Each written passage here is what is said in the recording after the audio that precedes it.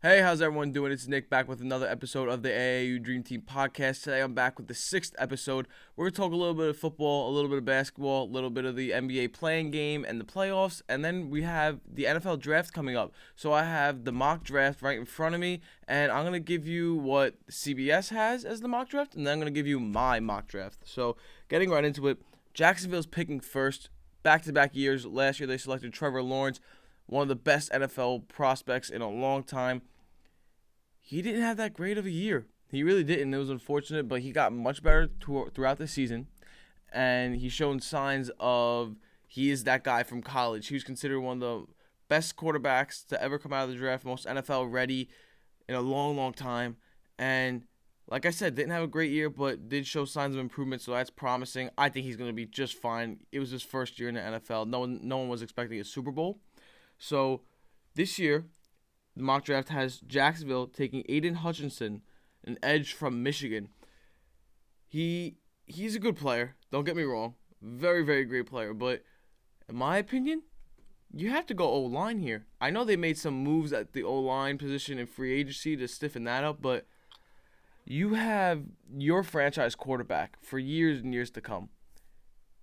He is very good, but at the same time, he needs time to throw. So, yeah, I understand Aiden Hutchinson's one of the best edge prospects we've seen in a long time, but there's a lot of great O-linemen, and this is your, you have the choice to draft anyone here, anyone this whole draft. I tell you, you have to go O-line, protect your quarterback, and if you protect your quarterback, you shouldn't have any worries about him getting injured, him turning the ball over for silly mistakes. And he just will. His biggest thing is he's gonna have time, something he didn't have last season. And with the additions you made in the offseason to help him out, I think that you won't have to worry about him getting hit too hard or him only having 2 seconds to throw before he gets hit. So I think that would solve their problem. And I would have them taking Akeem Uwanu. He's an offensive lineman. In the mock draft, they have him going third overall. He's out of NC State. They have him going to Houston, and he's the number one offensive tackle in the draft, and it'll address their O-line needs, and it'll just be everything that they need. But like I said, Hutchinson, great player, safest player to take out of anyone here, and he'll make the team better. If they go do it, he'll make the D-line better, but if they select an O-lineman, it'll make the O-line better. It's a win-win situation, whatever they do, but like I said, my opinion, you just got to protect your guy. Second pick, Detroit Lions. This is a team that I like because they showed grit all year. They, no matter what the score was, what their record was, they were trying to win, and they had a nice season in my eyes. Even though, like I said, second pick, so obviously not great statistically wise, but I think that they get some right players in the right position. I think that they're going to be just fine, especially that coach. Who doesn't love that coach? They're going to be on Hard Knocks this year, so that'll be fun to watch. But they have the Detroit Lions taking Travin Walker, defensive lineman out of Georgia. He's 6'5", 275, so big boy. He's very versatile, can line up at the 3, 4, 5 spot. He ran a 4.51 40, and he has a 35.5-inch vertical. Fast and athletic. Major improvements to the D-line if they take him.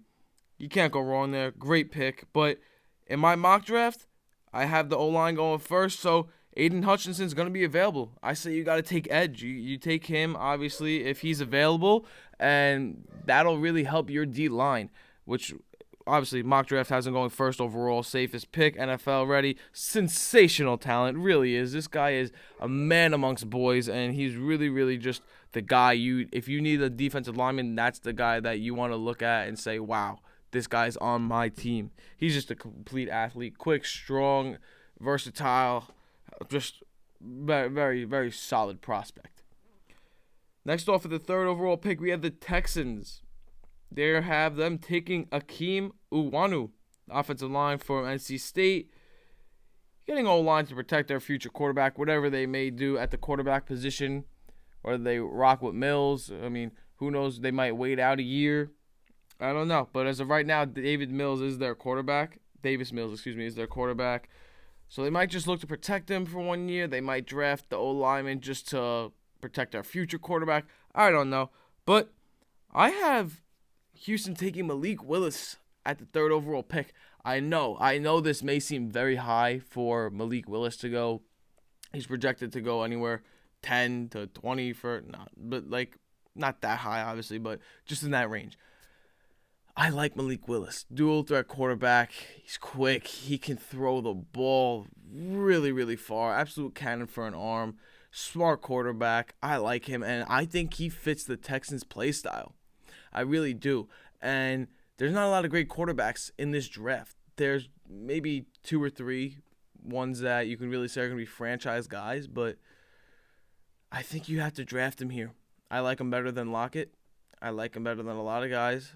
Pickett, but I think you have to go QB instead of O-lineman because you may draft an O-line, but what are you going to protect? And you don't know where you're going to fall next year. You don't know if you're going to get a good quarterback. I say you have the option. You get that man. He's great. I like him. They have a good wide receiver in Cooks that they just re-signed, and I think that they would perform great together. That's just my opinion, but who knows? They could be going O-line to protect no one. Next off, we have the 4th pick, and it is none other but than the Jets. In the mock draft, they have the Jets taking Ahmed Gardner, cornerback out of Cincinnati. He is the top-ranked cornerback in this draft. Great prospect. I really like him. I hope he falls to 5 for my Giants. I like him a lot. Lockdown corner, but he's long, physical, can run with any wide receiver. He didn't give up a single touchdown during his college career. That's what I like the most about him. 4 years, 4 years of college. How do you not let anyone score a touchdown on you? That is amazing to me. It really, really, really is. Basically, a lockdown corner, legit. Because when you're not scoring any touchdowns, you don't call yourself anything but that. And in my mock draft, I do have the Jets taking Ahmed Gardner. I mean, it just makes sense for them. It'll be their best thing since Revis on just a bad Jets team, but I think that if he gets drafted to the Jets, it's really going to improve their defense, obviously, and it'll make the secondary feel more comfortable having a guy like that, an experienced guy in college. I think that'll transfer over to the NFL quite all right because he's been guarding some of the best talents in college football, so it'll definitely translate over to the NFL. They need someone to stop the deep ball, the Jets. They really, really do. They've been lacking that past few years, and it'll be a big impact, something Jets fans haven't seen in a while. Like I said, he's great built. Darrelle Revis 2.0, in my opinion. Next off, 5th overall pick, the Giants, my boys, have been picking Evan Neal, offensive lineman out of Bama. He's a big, monstrous boy. He's a day 1 starter, 6'7". Addition to Neal could make the offensive lineman a strength for the Giants, and that's something that the Giants fans and the Giants team itself haven't had the luxury of feeling in a while, having that great offensive line or even an offensive line where you consider them a strength. We haven't really had many strengths in the past, God knows how many years. But in my mock draft, I have them taking Evan Neal as well. They need that offensive lineman. They really, really do. A lot of issues at the O-line position, and the only guy who's been showing that he's has signs of life is Andrew Thomas. He struggled early on, but he really, really stepped it up, and he's been playing really, really, really great for the Giants. So at least you could say that piece, that left tackle, is secured. We bring in Neal, and I think that he's going to be a great addition. I don't think we'll have any worries with him, especially that he's 6'7", huge guy. And this gives Daniel Jones time to throw. If we're not going to go quarterback in this year's draft, I think it'll give Jones time to throw. He'll be more comfortable, and there won't be as many turnovers. The only thing with Jones is he has to stay healthy. He's his own worst enemy. It really, really is. We just need to protect our guys, and I think we'll be all right. With the wideouts we have, I think our team is good enough that with a little more time to throw, that's what we need. Next off, 6th overall pick, Carolina. Mock draft has them taking Malik Willis, quarterback out of Liberty, and I just don't see him fitting Carolina's play style. Not a lot of great wide receivers in Carolina. Young team, has a lot of room to grow, let's call it. But I don't know. I feel like he'd be a much better suit for the Texans at the 3rd overall pick. But hey, it is what it is. They will be better, obviously, than Sam Darnold. So whatever may happens in Carolina. I feel like that team has just been really struggling ever since those days of Cam Newton. There's really not much to say about Carolina. I mean, they have a great corner now after drafting last year, but we'll see. Maybe the quarterback does fix their problems down in Carolina. Having Christian McCaffrey at the running back spot, maybe you get wide receivers in this draft, and it'll really help them out. So we'll see. But number 6 in my mock draft, I have them picking Kenny Pickett. I think he fits Carolina's scheme much better than Malik Willis. They don't really, besides Cam Newton, they haven't really had a quarterback that likes to run a lot, and that's what Malik Willis really thrives in, the dual threat quarterback spot. But I think Kenny Pickett, he's a very accurate quarterback. I feel like he'd fit more of the run game with Christian McCaffrey. So I think that would be the best pick, in my opinion, for this growing through pain Carolina team. 7th pick, the Giants again have it. The mock draft has them drafting Kyle Hamilton. He's a safety out of Notre Dame. He's the number 1 ranked safety in the draft. Jabril Peppers left to the Patriots, so this will solve our hole at safety, according to the mock draft. He has Ed Reed type instincts. He's 6'4", so he checks off on the height, and he can line up anywhere, which is obviously very good for a safety to see that. My mock draft, I have the Giants taking Travon Walker, defensive line. Mock draft had him going 2nd overall to Detroit out of Georgia. We need an offensive line and a defensive line in this year's draft. We solved the offensive line at number 5. You're taking, in my opinion, the best O-lineman in the draft. Then you solve your D-line at 7. You get this man, like I said, as high as number 2 overall, versatile, fast, strong, 6'5", 275, nonstop motor, playmaking abilities out of the world. He's just an absolute beast. And I think on the defensive line with Leonard Williams, a lot of young guys, Olojulara, I mean, it'll be a nice rush. We haven't had that pass rush in a while. So I think that'll fix the D-line, O-line, boom. Giants' problems are pretty much solved. Number 8 mock draft has Atlanta taking Kenny Pickett. They traded Matt Ryan, so they definitely need a QB. They signed Marcus Mariota to a 2-year deal, but he hasn't started a game since October 2019. Pickett could be anywhere from the top 10 to the bottom of the round. Strong arm, but the only thing they say is he has small hands. But at the same time, they said that about Joe Burrow. He had small hands. What are you going to do, not draft the guy? Joe Burrow almost won the Super Bowl last year, so in his 2nd year. So I don't think the hands part is a big deal. I really don't. So I think he'll be good in the NFL. I think people are overlooking the minor details. Number 8, I have Atlanta. This is a reach. I have them drafting Matt Carroll. His mock is 26th overall, pick to the Titans out of Ole Miss. I know it seems high for him, but the Falcons need a quarterback bad, and Carroll is just a talent that I like. I think he fits Atlanta pretty well. Elite athleticism, looks to make plays from the pocket, and he has significant arm strength, which helps them out with not having Calvin Ridley. You have Pitts now, so I think the arm strength will definitely help. He's a dual threat quarterback. I think it'll be good for him. Greatly improves his accuracy at the same time. He just needs time to develop.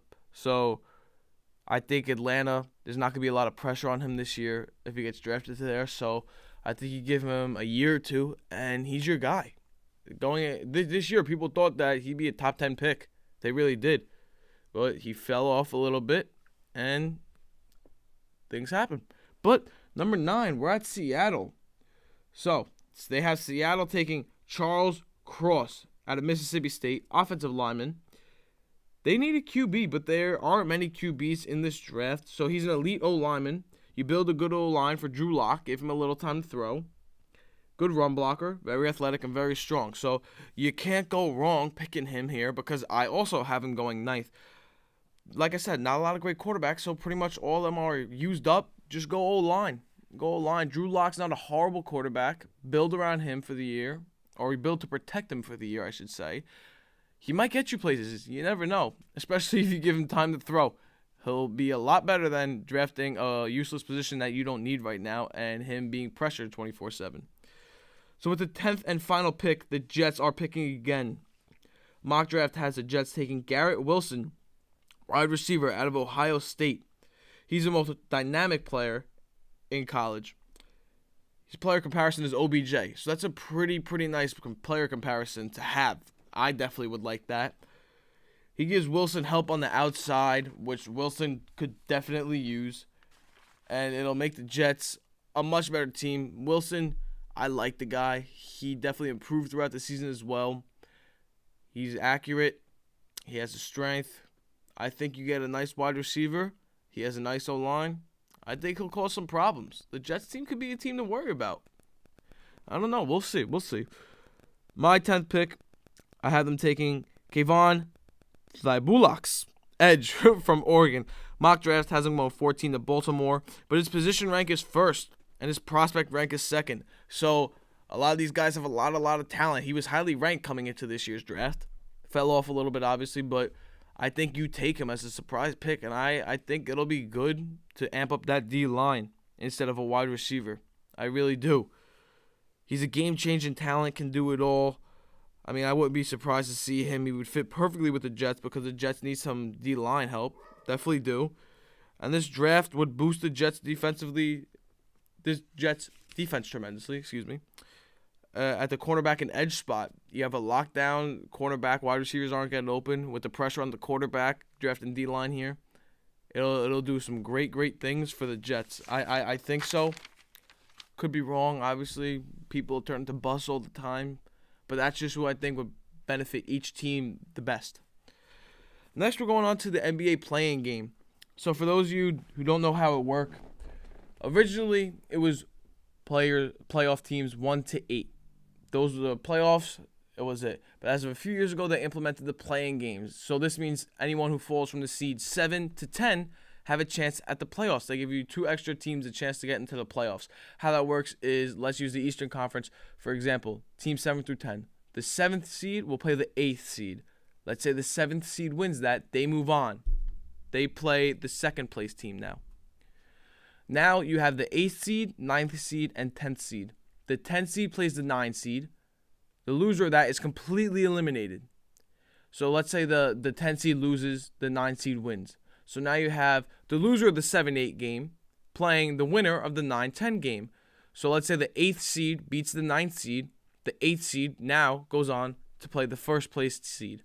And that's how it works, Eastern Conference and Western Conference. So this year it is the 7th seed Nets in the Eastern Conference versus the 8th place Cavs. I have the Nets winning that. Then you have the 9th place Hawks versus the 10th place Hornets. I have the Hornets losing, so they're out. That means the Cavaliers play the Hawks. I have the Hawks winning that game. So the Nets will go on and play the Celtics. They finished in 2nd place.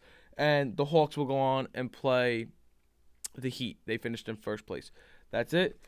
Now, Western Conference, I have the number 7 Wolves beating the number 8 Clippers. So they'll go on and play the Grizzlies in 7th place. And then you have the number 9 Pelicans versus number 10 Spurs. I have the Spurs winning that game, so that will make the Spurs play the Clippers, and then I have the Spurs winning that as well. And the Spurs play number 1 Suns. So that's pretty much the playing game, plain and simple, but I definitely like it. It's interesting because it's pretty new, and it gives teams the chance that were in 10th place to be in the playoffs. So I like it. I really do. And here's my playoff bracket. Let me get to that for you guys. So, Eastern Conference right now. The number 1 Heat play the number 8 Hawks. I have the Heat winning in 6. I think the Heat's defense is too much for the Hawks this year. The Hawks definitely had a disappointing season. I mean, after finishing in 5th place last year and dominating the Knicks, making it all the way to the Eastern Conference Finals, then the Bucks really just crushing them. But I liked what I saw from the Hawks, but I just think the Heat's defense, and especially their offense too, don't get me started about that. Oh, Tyler Hero coming off the bench, giving in 20-plus a game. They're going to be too much, and they're going to be too much for a lot of teams. So, not only the 8th place team. Next, you have the 76ers, 4th place team, versus the number 5 Raptors. I have the 76ers in 5. The 76ers are a very good team. Kudos to the Raptors, though, because nobody expected them to be here. They finished 5th place this year after, You lost Kawhi a few years ago, DeRozan a few years ago, Kyle Lowry left. This team is supposed to be a lottery team, but Siakam and Van Vliet really stepped up, and with the addition of Scotty Barnes, Gary Trent Jr. coming off for the trade, and it shocked a lot of people. So I think they'll be able to pull off one, but with Harden and Embiid, I just don't see them pulling it out. I don't know. Stranger things have happened, though. Number 3 Bucks play the number 6 Bulls. I have the number 3 Bucks winning. And the reason I have that, Bulls can definitely pull off the upset. Don't get me wrong, they're a great team. I really like them, but the Bucks are the Bucks, coming off a championship last year. And they have Giannis. No other team has Giannis, and that's their biggest advantage. He's the most dominant player, along with Embiid, in my opinion. Great team. I had them going pretty far. Next off, you have the number 2 Celtics versus the number 7 Nets. And this one hurt to pick because I really, really like the Celtics. If you've been watching this podcast, I've said it time and time again. Me and my uncle are very, very high on the Celtics. I love their defense, love their offense, but at the same time, the Nets have KD, Kyrie, and supposedly Ben Simmons is coming back for the playoffs now. So if Ben Simmons can come back and be that lockdown guy that he's known to be, because KD and Kyrie are going to give you 30 a night regardless. So I see the Nets pulling this off in 7, which really hurts. A big part of it is because Robert Williams is out for a little bit, their rim protector.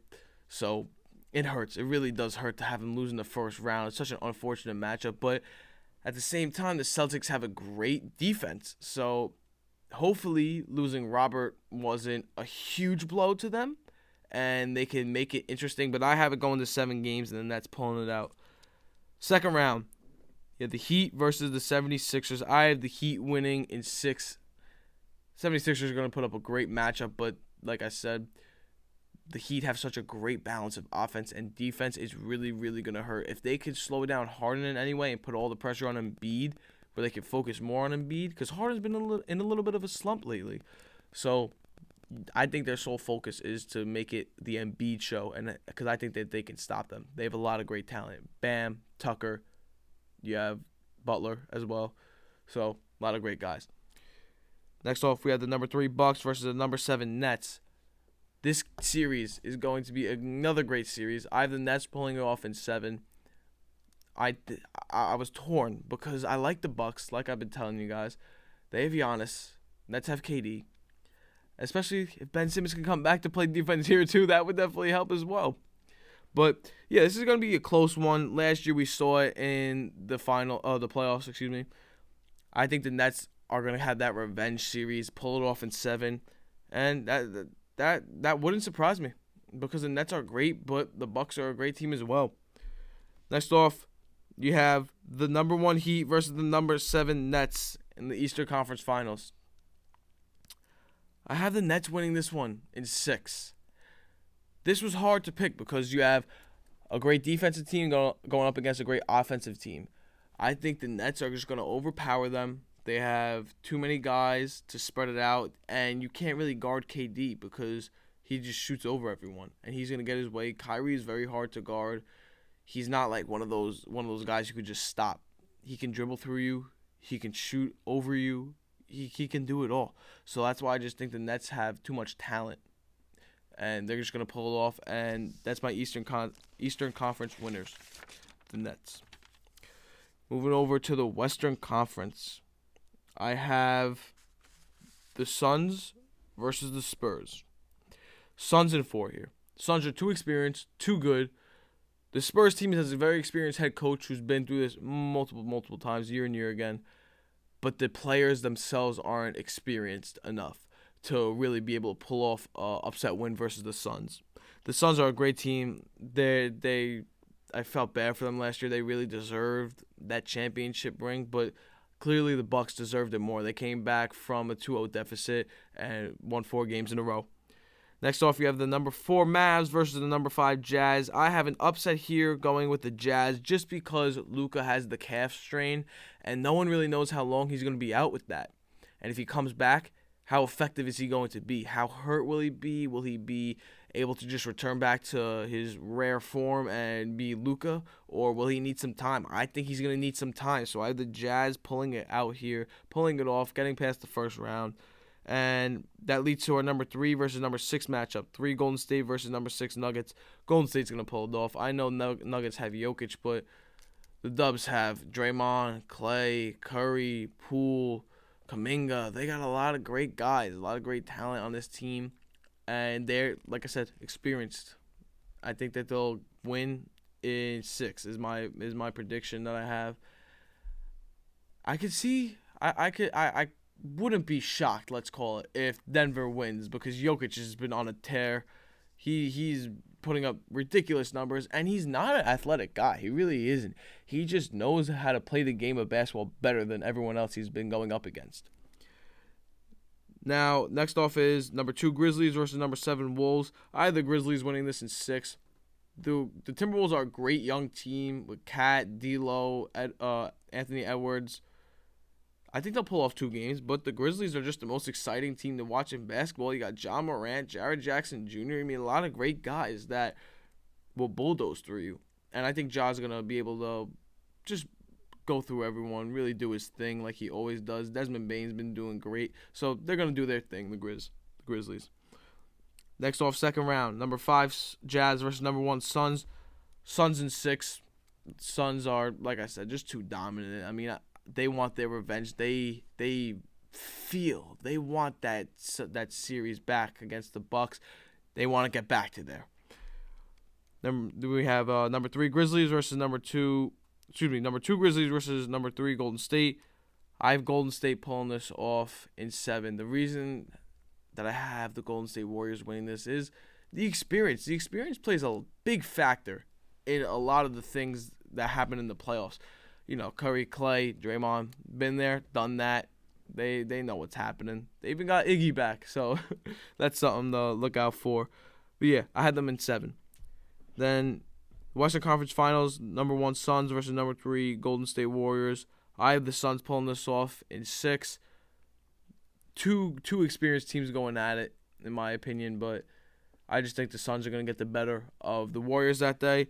So now you have the finals of the Suns versus Nets, and I think the Suns are going to win in a classic 7-game series. It'll be a great show to watch. Suns will have home court advantage throughout this series. But yeah, I think the number 7 Nets are going to really surprise people. Not surprise, but you know, number-wise, 7th seed in the championship. You don't see that too often. But I think it's going to be a great playoff series. Every single playoff that there's been, NCAA tournament, football, anything, it's just been great this whole year. So hopefully NBA can continue this and just make every fan proud. Hopefully the Knicks are there next year, but we all know they probably won't. And to close it off, I want to talk a little bit about what happened, something that happened earlier this week, the Kareem Abdul-Jabbar incident. He came out and said some things that he didn't mean to about LeBron James, and he came out and apologized. He said, and I quote, "Wasn't my intention to criticize LeBron in any way. It wasn't my intention to criticize LeBron in any way. He has done so much for the black community as well as the game of basketball. We may not always agree, but I want to wholeheartedly apologize to LeBron and make it clear to him that I have tremendous respect for him, and if he can accept it, I'll be very happy." That's what Jabbar said about the whole situation.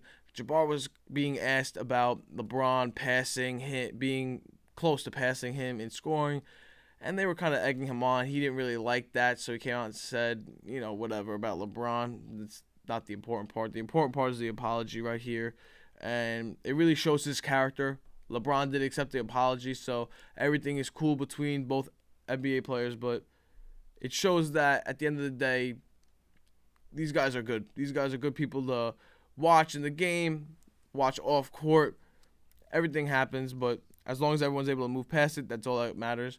And that about wraps it up. This one was a little shorter by myself again, so hopefully next week we'll have someone on the podcast, maybe someone new. I believe I'm having a special guest. He was a first-team All-State New York last year, football player, defensive end, and I think I'm going to have him on the podcast next week, so that'll be interesting, a little longer, something different. Haven't really done an interview like this before, so I'm excited for it. Make sure to tune in. That'll be uploaded around Monday, So let me know what you guys think. I hope you guys all enjoy it, and I'll see you in the next podcast.